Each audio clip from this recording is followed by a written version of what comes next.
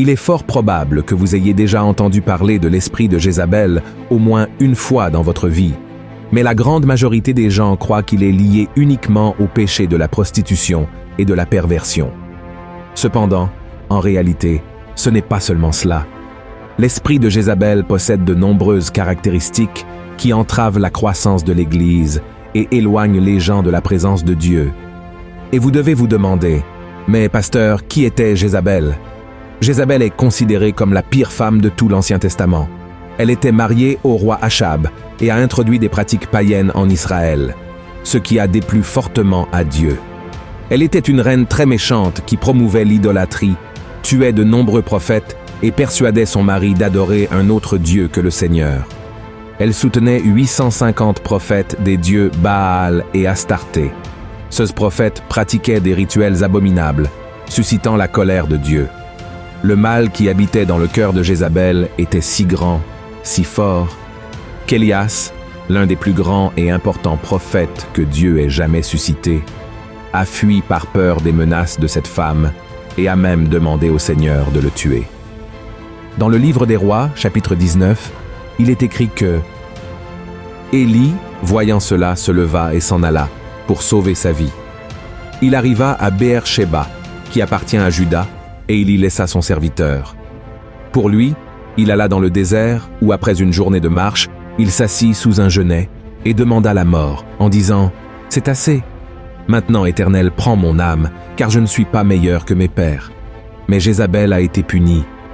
Dieu a rempli Élie de courage, et il est revenu prophétiser que cette femme aurait une mort sanglante et que les chiens mangeraient son cadavre.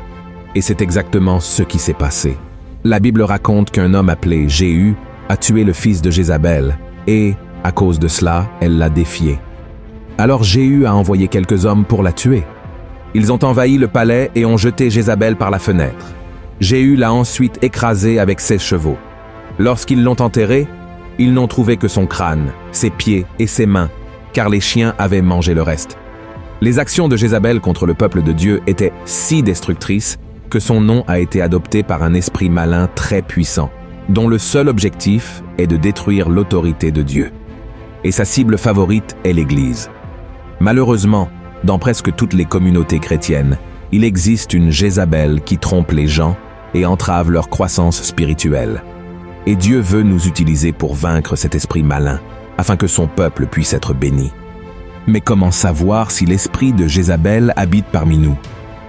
Il existe quelques caractéristiques qui peuvent indiquer la présence d'une Jézabel dans votre Église. Et la première d'entre elles est la prostitution.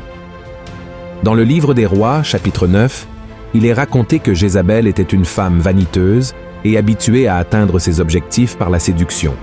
Dans la Bible, le terme prostitution a le sens d'infidélité tant conjugale que spirituelle. Quand une personne n'est pas fidèle à Dieu, elle se prostitue, car Jésus a dit que personne ne peut servir deux maîtres. Jézabel pratiquait à la fois la prostitution sexuelle, en trahissant son mari, et la sorcellerie, en trahissant le Dieu d'Israël. L'esprit de Jézabel entre dans les églises par le biais de personnes qui ne vivent pas une vie de sainteté. C'est pourquoi les pasteurs et les autres leaders doivent faire attention à qui ils mettent devant l'autel pour ministère. Je sais que nous sommes tous imparfaits, pécheurs, mais la personne qui est à la tête d'un département de l'Église doit vivre une vie de sainteté.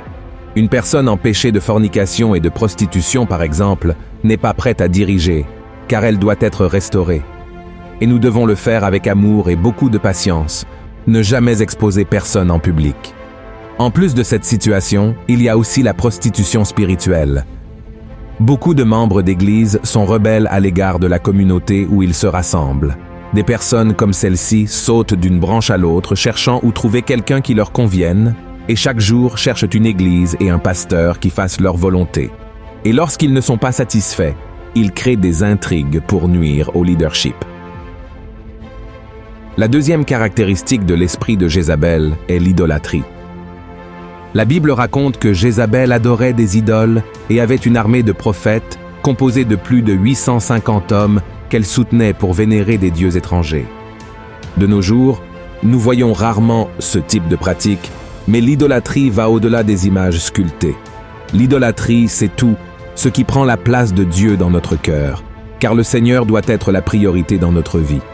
Par exemple, de nos jours, il existe un monde évangélique où des personnalités telles que des chanteurs et des pasteurs se distinguent plus par leur charisme et leur talent que par leur foi en Jésus. Et c'est là que l'esprit de Jézabel agit. Il fait en sorte que les gens idolâtrent davantage la célébrité évangélique que le Seigneur lui-même. Et c'est quelque chose que Dieu déteste. La troisième caractéristique de l'esprit de Jézabel est la manipulation. Jézabel était manipulatrice, ce qui signifie qu'elle voulait que tout se passe à sa manière. Elle a même convaincu son mari d'abandonner le Dieu d'Israël et d'adorer le Dieu Baal. De plus, elle était très envieuse. À un moment donné, elle a ourdi un mensonge pour faire tuer un homme nommé Naboth, simplement parce que son mari convoitait sa terre. Ainsi, elle a pris la vie et la propriété d'un homme innocent. Une personne manipulatrice ment pour obtenir ce qu'elle veut. Elle trahit et poignarde dans le dos, cherchant à se venger de ceux qui refusent de faire sa volonté. L'esprit de Jézabel entre dans de nombreuses églises par le biais de personnes qui veulent tout contrôler. Certains de ces individus occupent déjà des postes de responsabilité professionnellement et reflètent cette attitude au sein de l'Église, pensant qu'ils peuvent donner des ordres à leurs frères comme s'ils étaient des employés ou des subordonnés sur le lieu de travail. L'Église n'est pas un endroit pour maltraiter quiconque, mais plutôt pour manifester amour et camaraderie. Et si quelqu'un occupe une position de pouvoir dans la société, cela doit être laissé à l'extérieur. Dans l'Église, nous sommes tous frères et sœurs et devons nous servir mutuellement avec amour, comme l'a dit l'apôtre Paul dans Galates, chapitre 5. Par conséquent, nous devons être prudents lorsque nous nommons quelqu'un à un poste de leadership qui ne traite pas bien ses frères. Et enfin, la quatrième caractéristique de l'esprit de Jézabel est la persécution. Cette femme a persécuté les prophètes de Dieu au point que beaucoup ont dû se cacher pour ne pas être tués. Beaucoup de prophètes sont même morts à cause de Jézabel, et le prophète Élie lui-même a été menacé par elle. Une des raisons de cette persécution est que les prophètes de l'époque parlaient la vérité et non ceux que Jézabel et son mari voulaient entendre. De même, l'esprit de Jézabel peut être perçu dans des églises où des personnes sont persécutées par leurs propres frères. Il existe des églises où tout est tellement établi que lorsqu'un homme ou une femme de Dieu propose des changements, il commence à être persécuté et à faire face à des persécutions externes de personnes ou de situations venant de l'extérieur de l'Église. C'est quelque chose de normal, mais l'esprit de Jézabel agit à l'intérieur de l'Église. C'est une stratégie de l'ennemi pour affaiblir le peuple de Dieu. Car Jésus a dit, comme Jésus connaissait leurs pensées, il leur dit, « Tout royaume divisé contre lui-même est dévasté, et toute ville ou maison divisée contre elle-même ne peut subsister. » C'est pourquoi faites très attention aux personnes qui parlent mal d'autres frères, ou qui persécutent les dirigeants et les membres, car elles sont utilisées par l'esprit de Jézabel. Je sais que nous n'avons pas besoin d'être d'accord avec tout ce que nous voyons et entendons dans l'Église, mais Dieu nous appelle à intercéder et à exhorter si nécessaire, et non à causer des divisions ou des querelles. Comme nous l'avons vu au début de cette vidéo, la fin de la vie de Jézabel a été terrible. De plus, dans le livre de l'Apocalypse, Jésus donne l'avertissement suivant à l'église de Thyatire pour avoir toléré cet esprit de Jézabel parmi eux. Il a dit « Je connais tes œuvres, ton amour, ta foi, ton fidèle service, ta constance et tes dernières œuvres plus nombreuses que les premières. Mais ce que j'ai contre toi, c'est que tu laisses la femme Jézabel, qui se dit prophétesse, enseigner et séduire mes serviteurs, pour qu'ils se livrent à l'impudicité et qu'ils mangent des viandes sacrifiées aux idoles. Je lui ai donné du temps, afin qu'elle se repentît, et elle ne veut pas se repentir de son impudicité. Voici, je vais la jeter sur un lit, et envoyer une grande tribulation à ceux qui commettent adultère avec elle, à moins qu'ils ne se repentent de leurs œuvres.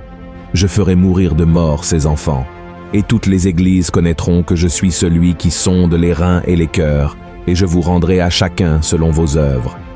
Donc, si dans votre église quelqu'un présente ces caractéristiques, commencez à prier pour cette personne, car elle pourrait être dominée par un esprit démoniaque qui doit être chassé.